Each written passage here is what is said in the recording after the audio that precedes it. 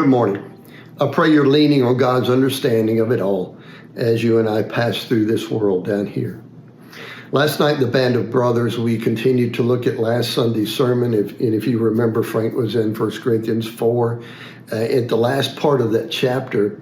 And Paul ends that chapter basically by saying, am I going to have to bring a rod out there? Am I going to have to come out there and bring some discipline?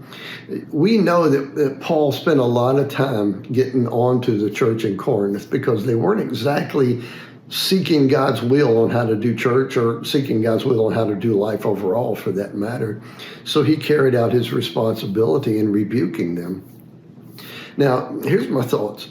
The world would have me believe that if I call something sin, then I hate the sinner, right?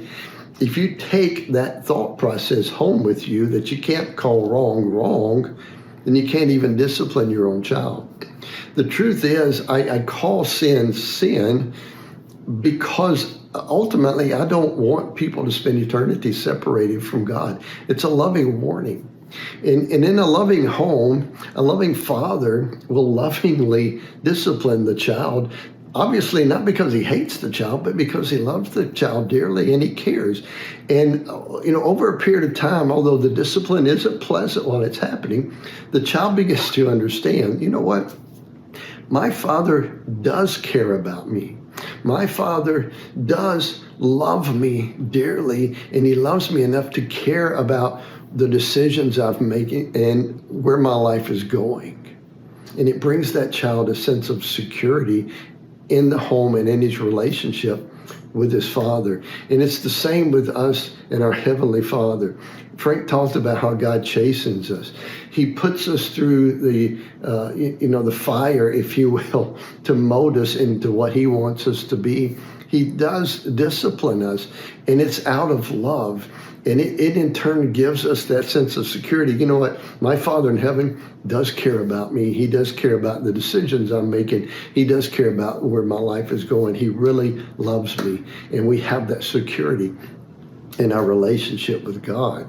But we have to be open. Guys, think about it. When God puts us through that fire, he is molding us more into the image of Jesus Christ. And you know what? If you take that home, that makes us more godly parents and more godly husbands. And isn't that what we're after? The question is, are you open? And are you submissive to God's chastening? That's the question. Here's your challenges for today. Put down your phone, okay? Not right now. Put down your phone and go pray. God, search me. God, try me.